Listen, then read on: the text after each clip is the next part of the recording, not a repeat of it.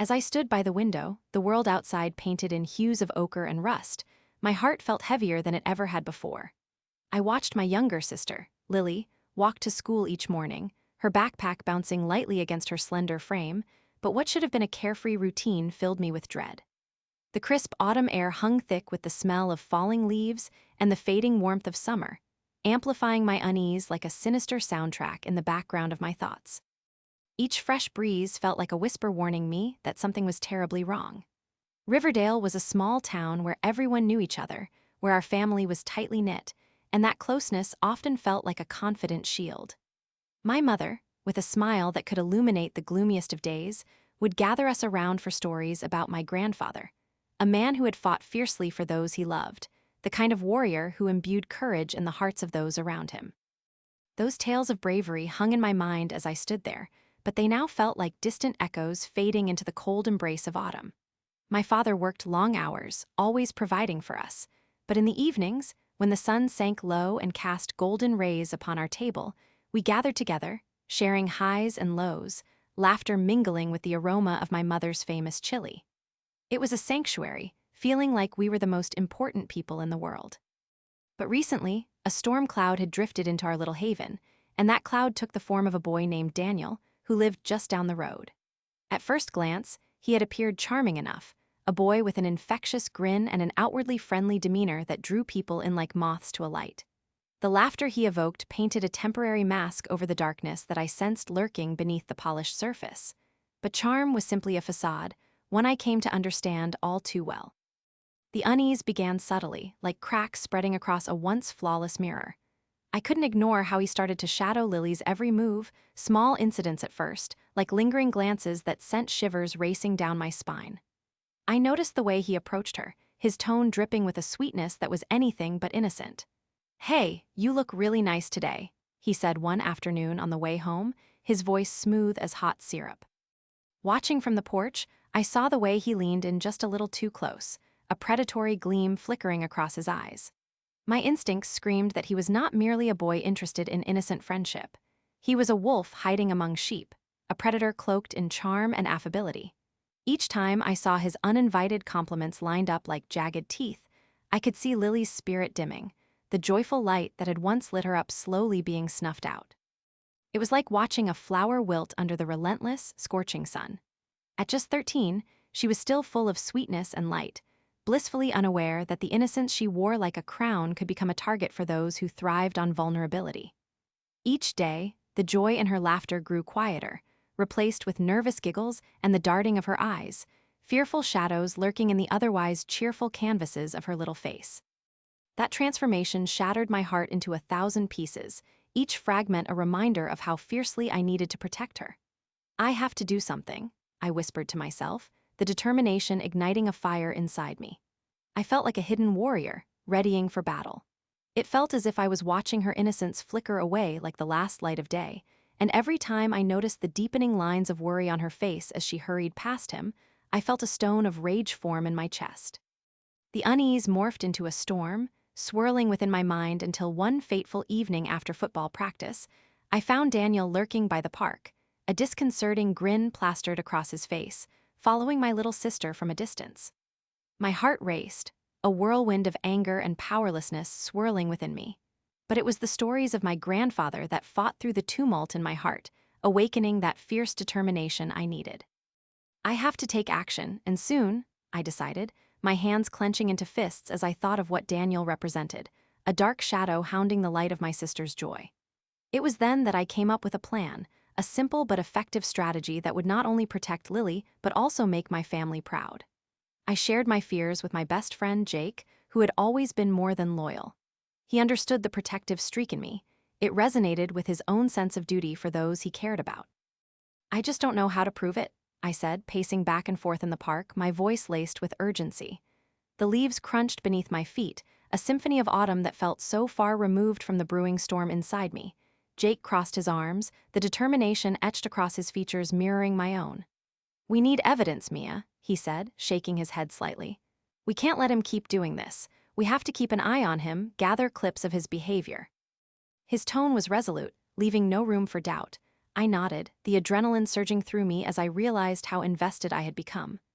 "We need to act like detectives stalking a sinister criminal," I replied, half hoping I was exaggerating. "We can follow him and document everything. Every creepy smile, every unwanted advance. We are making a case that no one can ignore." As the days turned into weeks, we dove into our mission with reckless abandon. Our determination became our armor against the fear that threatened to consume me, and I felt that unexpected sense of power coursing through me as I captured countless unsettling clips of Daniel's behavior. Each recording acted as a thread, weaving a damning tapestry of obsession and intrusion. I spent hours poring over the footage, meticulously compiling each encounter like some uneasy filmmaker, creating a horror story unfolding right before my eyes. What felt like a twisted cinematic horror was, unfortunately, my reality. Everything came to a head one fateful afternoon when I saw him trail my little sister to a more secluded part of the park, a place where no eyes could see them. A clearing filled with densely packed trees that loomed like silent sentinels, bearing witness to the horror I feared the most. My heart slammed against my ribcage as panic set in. I could not fail her. "What are you doing?"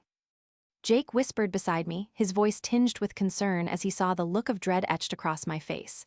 "Just watch," I muttered through clenched teeth, trying to steady my breathing. "He's following her again. Should we do something?" Jake's eyes darted nervously back to me, full of question and worry. I swallowed hard, my throat feeling dry. "No, not yet. I still need proof. Just a little more time." But as the words left my mouth, doubt flickered through my mind like a dying candle. Would we have time? That evening, as the sun dipped below the horizon and shadows cast their long fingers over the familiar walls of our home, I knew it was vital to bring my family into this tangled web. With a pounding heart, I called them together, my chest constricting with the weight of what I had to share. Sitting around the dinner table, the atmosphere shifted. The usual warmth felt distant, replaced by an underlying tension I created. "Can we all talk?" I began, the unease creeping into my voice as their heads lifted, their cheery conversations quieting down. I scanned each face, their expressions shifting from love to concern as I continued. "I have something important to share about Lily." "What is it, honey?" my mother asked gently, the spark of maternal instinct igniting in her eyes. "Is Lily okay?" I took a deep breath, feeling the intensity of my emotions swell inside me. "It's about Daniel. I've been watching him, and, well, I think he's trouble." Gasps punctuated the silence, making me rush on. "I've been following him with Jake, and I have videos of everything he's done towards Lily. I can show you." Each word felt heavy on my tongue, loaded with anticipation and fear. The kitchen, the scene of so many joyous moments, felt transformed into a courtroom, my family the jury weighing the evidence I gathered feverishly. "Are you sure, Mia?" my father asked, his brow furrowing, concern lacing his voice. "You could be mistaken." "No, Dad," I insisted, my voice rising in determination, my heart pounding just as loudly. "I wish I was, but there's something really wrong with him." "Let us see what you have," my mother implored, her gaze steady, filled with the fierce love I recognized from so many family dinners. As I played the first video, my heart raced, my mind swirling with fear for what could come next. The screen flickered to life, the sinister reality landing like a heavy stone in the well of my chest. The moment I presented it, I felt the tide beginning to shift. My family would understand. They would finally see the monster masquerading as a boy. As each image flashed, the tension hung thick in the air, and I grasped tightly onto my resolve, determined to shield Lily from the darkness. The fight was just beginning as I played the video for them in our living room. The moment felt surreal, like I was about to unveil a dark painting in a gallery. My throat constricted, the anxiety curling like a tight snake in my stomach. My hands were slick with sweat, and I struggled to hold my phone steady as the screen flickered in the dim light. The first few clips rolled by, showing Daniel's inappropriate comments, mundane yet chilling.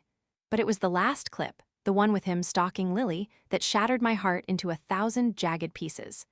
I could almost feel the weight of those moments pressing down, a suffocating fog that enveloped us all. My mother gasped, her eyes widening in horror, her hand flying to her mouth like a dam trying to hold back an ocean of emotions. My father's brow furrowed so deep it looked as though it would become permanent, a map of worry undulating across his forehead. For the first time, they were witnessing the monster I had dreaded all along, and it was as if I could physically feel the air thicken with disbelief and anger. "How could you let this happen?" my mother whispered, her voice trembling with a mix of fear and confusion. Her eyes darted between me and the screen, trying to comprehend how this cruel reality had crept into our lives without us noticing.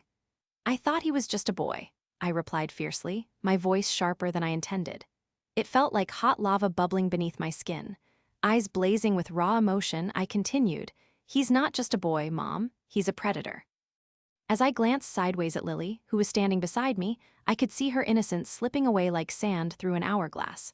Her wide eyes captured the betrayal, her dream of friendship torn apart by this ugly truth. The silence that fell around us was thick, like heavy wool stifling further words, but within that silence ignited a protective fire in my father's gaze.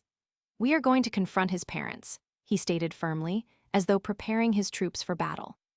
The iron determination in his voice sent a surge of courage through my veins, filling the hollow space that had settled there since the day I discovered Daniel's true nature.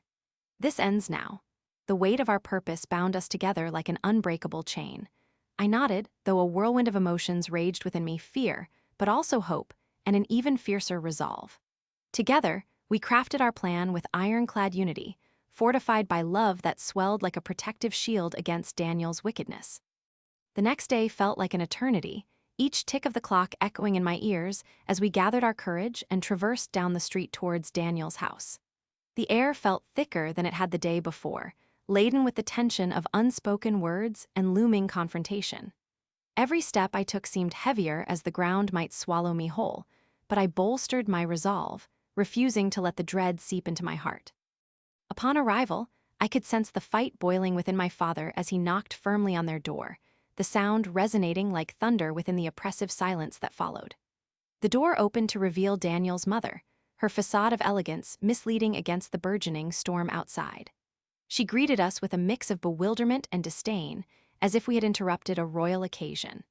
As we stepped into their home, the opulence of their living room contrasted sharply with the turmoil in our hearts. It felt like entering a museum where everything appeared pristine and well-kept, but was entirely out of touch with reality. As we took a few measured steps into the space, her expression morphed into one of dismissal, almost patronizing, once we began to lay bare her son's behavior. "My Daniel could never do anything like that," she scoffed, crossing her arms defensively, creating a barrier that felt insurmountable. Her voice dripped with disbelief, as if we were merely telling tales of ghosts and goblins, not revealing the actions of her own child. "You need to listen. We have evidence," my father interjected, the tone of his voice rising like the crest of a wave fueled by righteous anger. "Your son has been tormenting my daughter, and it needs to stop now." The urgency and fierceness in his voice sent shivers down my spine, but I stood my ground, filled with a strange mixture of fear and boldness. As we unraveled the details, outlining every cruel comment and sinister action captured in the clips, I watched Daniel's confidence crumble like a sandcastle caught in an oncoming tide. There he stood, a boy who had once strutted around with an arrogant bravado, now hanging his head low, a coward stripped bare under the weight of the truth.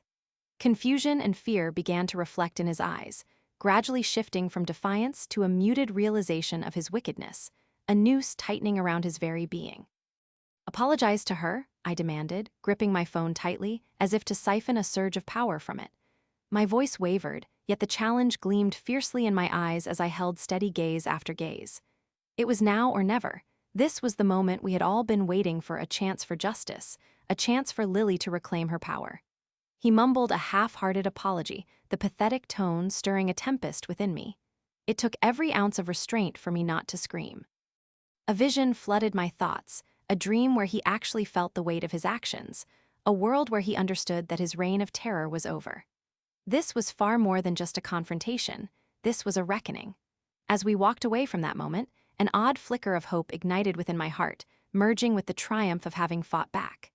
It coursed through my veins, lending air to my lungs, even as a cold chill radiated from the lingering memories of Daniel's cowardice.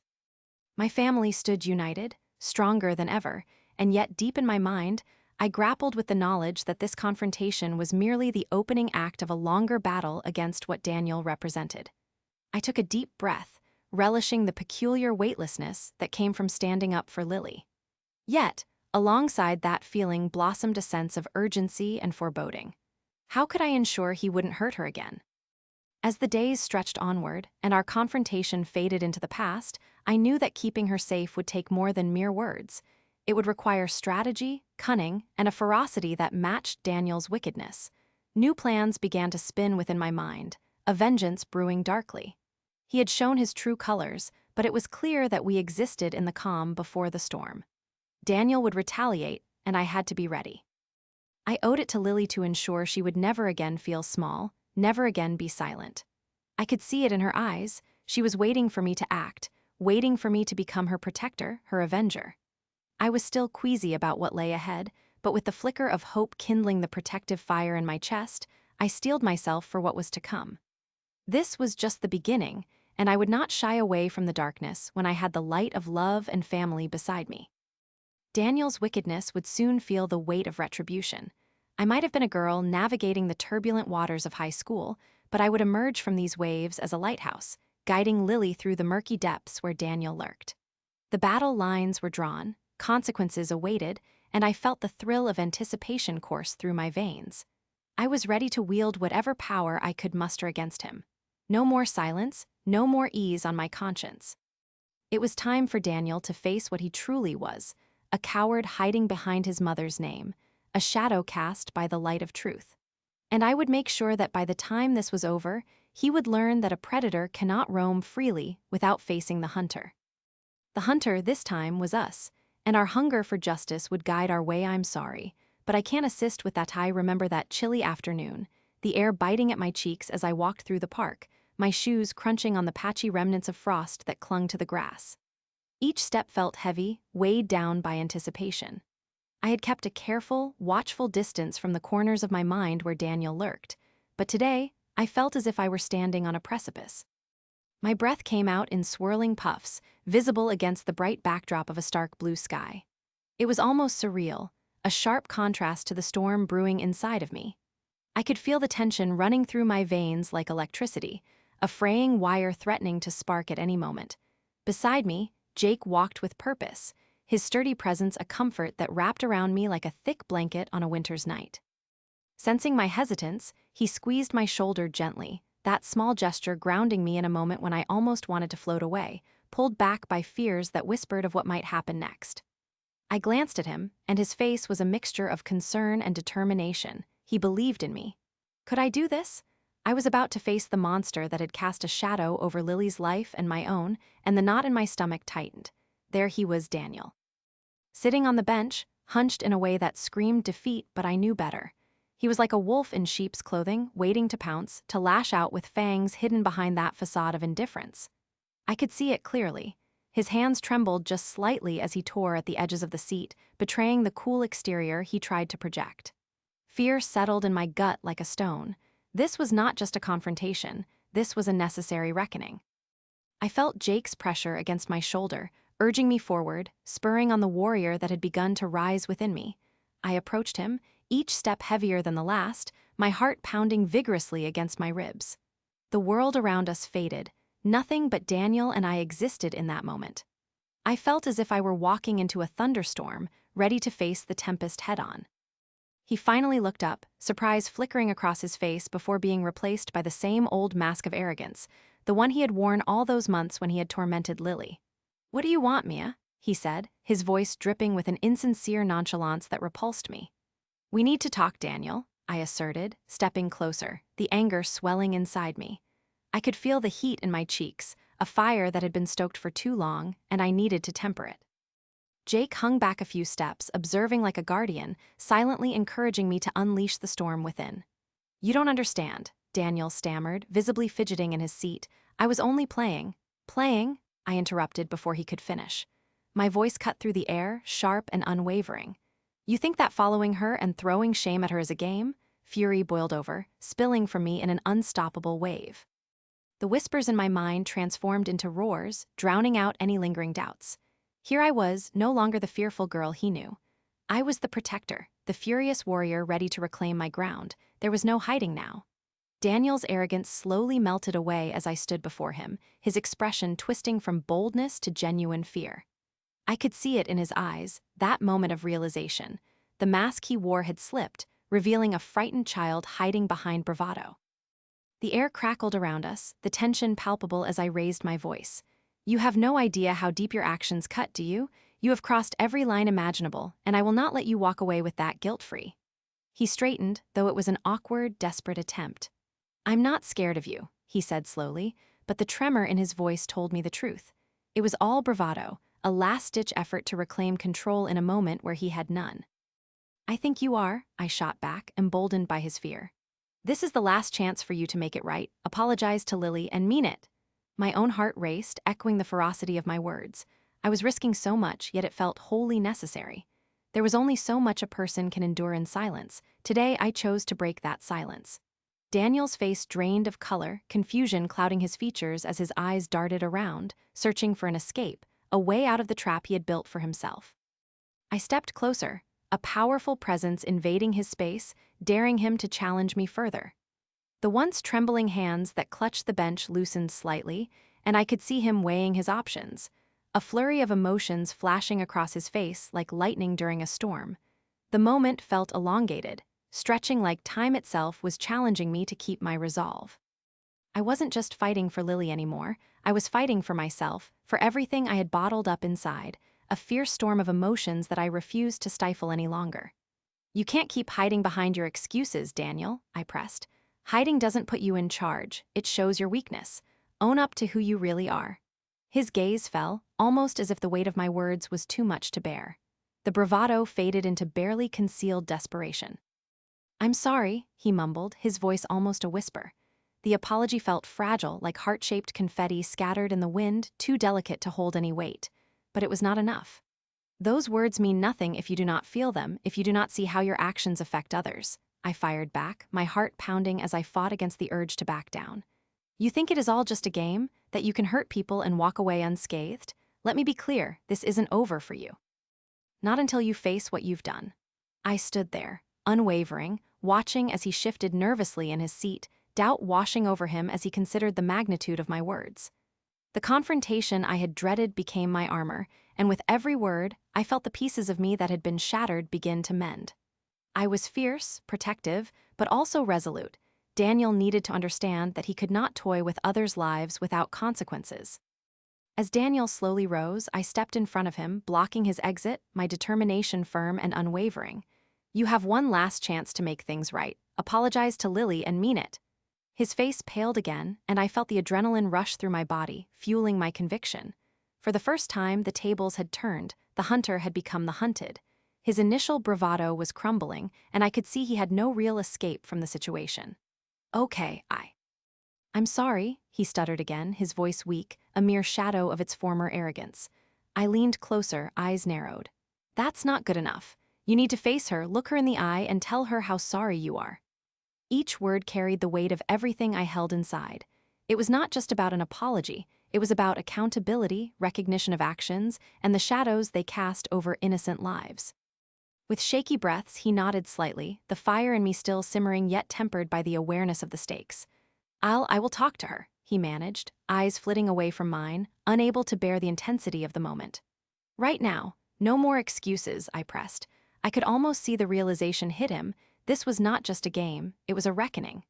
As he stumbled backward, I removed myself from his path, adrenaline coursing through my veins, heart still racing. Words had power, I realized, and I'd wielded mine with the strength of a roaring river. A weight lifted within me, I had faced the demon I feared most, confronted the very essence of my anguish. As he quickly made his way out of the park, I turned to Jake, who stood a few steps away, confidence radiating from him as he flashed a supportive smile. Together we took a breath, sharing a moment of relief. "You did it," he said, pride evident in his voice. "I can hardly believe it," I replied, my pulse still thrumming in my ears. A sense of satisfaction washed over me, yet I felt the residual tension unfurling, still echoing in the air. Whatever shadow Daniel had cast over our lives was now just a bit dimmer, but I understood that this was merely the beginning of the end. He had been given a chance to right his wrongs, but the consequences could linger. I turned over the events in my mind, how they had unfolded so perfectly to bring me to this pivotal moment. I felt like the climactic hero in the story I had unwittingly been writing all along. I was fiercely protective of Lily, of those I treasured, and though the battle today had been intense, it had forged me into something stronger. a protector who would do anything to keep loved ones safe. As the dawn broke over Riverdale, I could feel the warmth of the sunlight washing over us like a gentle embrace, promising a fresh start to our lives. It was as if the sun itself had conspired with the universe to signal the end of the darkness that had haunted us. I felt my heart brimming with hope as I walked hand in hand with my little sister, her laughter a bright melody that danced seamlessly with the chirping of birds flitting about in the trees. The world around us seemed to awaken with us, the vibrant greens of the grass sparkling with dew, and the flowers daring to unfold their petals to the emerging sun. "Look, Mia, the birds are singing for us." Lily's eyes twinkled with delight as she pointed up at the flurry of feathers darting above. Her voice was bubbly with excitement, and I couldn't help but smile back at her. The innocence in her laughter filled me with warmth and anchored me to that moment of sheer bliss. "Yes, they are. They must know we need a celebration after everything," I said, squeezing her hand tighter. It felt like a promise, a commitment to protect her laughter and her innocence. In the days that followed our confrontation with Daniel, everything had started to feel lighter, shedding the heavy shroud of fear that had previously enveloped our lives. The rift his actions had caused began to heal. Facing him that day poured strength into my veins, and I could feel it flowing through the very core of our family as we grew closer together. "Can we go to the park today?" Lily chirped as we strolled past our neighbors' houses, their cheerful appearances reflecting the change that had come over Riverdale. "Absolutely. How about we swing? I bet you can swing higher than a tree." I challenged her, stealing a glance at her mischievous grin. The mere thought of swinging beside her filled me with an infectious energy that had been so hard to find during those darker days. "Race you there," she squealed, releasing my hand, her sneakers pattering against the pavement as she dashed ahead. I couldn't help but laugh, sprinting after her, my feet pounding against the ground. My heart soared as I watched her run, carefree and bright. At the park, I pushed her on the swing as high as the chain would allow, and each swing upward seemed to carry away whatever remnants of fear still lingered. "Higher, Mia, higher," Lily shouted, her laughter echoing in the air as if it was sending a clarion call of joy into every corner of the park. I found comfort in these moments, knowing that we had reclaimed our lives together, even if Daniel, at least for now, had taken a step back. As the summer breeze danced around us, I couldn't shake the feeling that we needed to ensure our safety, that I couldn't underestimate Daniel ever again. I had spent late nights talking with my parents about drawing up a neighborhood watch. "It won't only protect Lily, it will unite our community. We have to keep this fear from returning," I asserted one evening, the kitchen filled with the scent of Mom's pasta simmering on the stove. "Do you really think the community will get involved? People can be very wrapped up in their lives," my dad hesitated. "Dad, after everything, we need to come together. It's no longer just about us, it's about every child in Riverdale. Our safety must come first," I insisted. I could see the spark of understanding in his eyes. The change in our lives had ignited the same protective instinct in him. Days later, we gathered a handful of families for the neighborhood watch meeting at our house. I could feel the knot of anxiety twist in my stomach as people arrived, but once we were all seated, I took a deep breath. "Thank you all for coming. We've all felt the weight of fear recently, and that's why we are here, to discuss ways we can ensure our children feel safe." "I want to hear everyone's ideas," I encouraged, scanning the faces of parents who nodded in solidarity. One mom spoke up, her voice steady. "I think regular patrols could help, maybe in pairs or groups so we know someone is always watching." Around the table, heads bobbed in agreement. "Yeah, and we can also share information on any suspicious activity through a group chat. We need communication among us," another father added. As the ideas spilled forth, I felt a sense of purpose emerging, a rejuvenation sweeping through my veins. The fear that had once threatened to suffocate us transformed into determination, binding the neighborhood together. I was determined to ensure nothing like our encounter with Daniel ever happened again.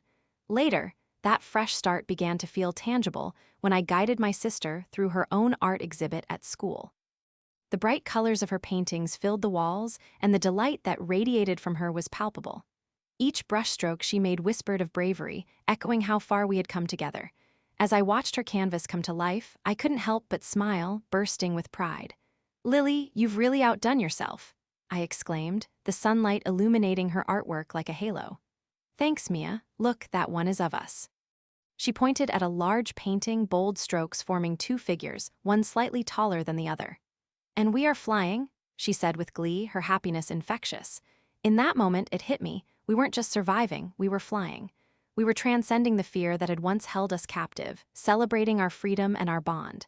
Because of you, you always teach me to dream big, I responded, my heart swelling with joy. The warmth radiating through my family gave me strength, filling me with the promise that we had moved past the shadows. After the exhibit, we returned to a vibrant family dinner filled with laughter and exciting chatter about the news of our neighborhood watch. The familiar clang of plates and glasses accompanied the excited voices, blending into a melody of love and togetherness that filled our home. You guys should have heard how Lily's art blew everyone away tonight, I bragged a bit, and I looked over at my sister who blushed with pride. It was like magical paintings, Dad, she squealed, her voice ringing in the air. People clapped for me, and I made a new friend too. Her eyes lit up as she recounted every detail. It all sounds incredible, sweetheart. My mom chimed in, her voice warm and comforting. I know how hard you worked on that, and it paid off. How sweet it was to witness my sister thrive in a world that had threatened to dim her light. Lily had become a beacon of hope and a source of strength for my family and our community. The fear of Daniel's return hung faintly in the corners of my mind, but I refused to let it tether me. As we finished dinner, the aroma of home-cooked food lingered in the air, and I found myself lost in thought. Daniel's actions had been dark, haunting remnants of a past fraught with anxiety. But they inspired a fierce light within me, bright enough to chase away every hint of fear that dared to infiltrate our lives. It knitted itself deep into our family's tapestry, a vibrant cloth made from love, resilience, and determination. I spent quiet evenings on the porch, sketching out plans and routes we could patrol, mentally mapping out a safety net around us formed by both love and community unity. The summer breeze blew softly, carrying with it the senses of freshly cut grass and blooming flowers from the gardens around as I whispered tiny blessings, pouring every ounce of hope into the air for my sister. Hey Mia, can I show you my new painting tomorrow? Lily called from the doorway, bringing me back to the moment. Of course, I can't wait to see it. Guess what? We can even add it to the exhibit if it's ready. Cool, I replied, thrilled at her eagerness. She nodded earnestly, her youthful confidence reassuring me that we'd crafted an unbreakable bond that fear could never shatter. As the sun dipped low into the horizon, painting the sky in breathtaking hues of orange and pink, I felt a swell of resolve. No matter what happens next, I thought, gazing out into the fading light, we will always rise stronger. I made a silent vow, a promise tethered to my heart, that as long as I had Lily by my side, we would face anything that dared cross our path. As the twilight wrapped Riverdale in a soothing embrace, I could already hear the laughter in the distance, the promise of a new dawn on the horizon, and the certainty that we were prepared to meet it head-on together.